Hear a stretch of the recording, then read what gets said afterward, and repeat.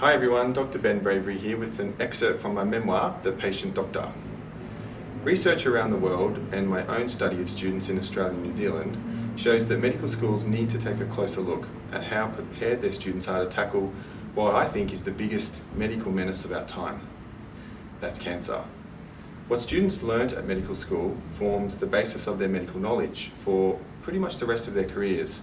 After graduation, opportunities to learn about cancer are limited, depending on which specialty pathway a junior doctor takes. Yes, there's a truckload to learn at medical school, but that does not mean that we should shy away from teaching future doctors how to prepare for meaningful interaction with those living with cancer. One easy improvement would be to include more cancer doctors and people with cancer as teachers at medical school. But that only works if there's space in the curriculum. Diseases focused on at medical school should better reflect the pattern of disease in the community. Cardiovascular medicine was rated as the best taught subject in my study because medical schools hone in on the heart early and often. Heart disease is responsible for 10% of deaths, but cancer is 30%. The same learning strategies adopted to ensure medical students graduate feeling confident about heart disease should be applied to cancer. In the so-called war on cancer, we can't afford to send out such an unprepared and uninformed army into the battlefield. I figured the best way to make things better for patients was to become a doctor, and so I went to medical school, ready to learn about cancer and change the world.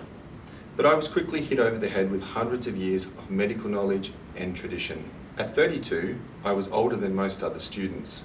I had also almost died, so I kind of just got it when it came to illness and spending time with patients. While studying, I was still a patient with a separate busy schedule of checkups, scans, and scopes. During the long hours of study and isolation, I feared my cancer would return and end it all. At times it just did not feel worth it. Modern medicine seemed to be about chronic disease, dodging egos, and ducking from bullies.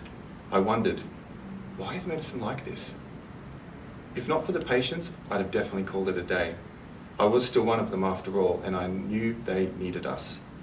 More than ever, I realized that patients don't just need doctors good at diagnosis. They need empathic and compassionate doctors willing to talk, listen, and advocate for them.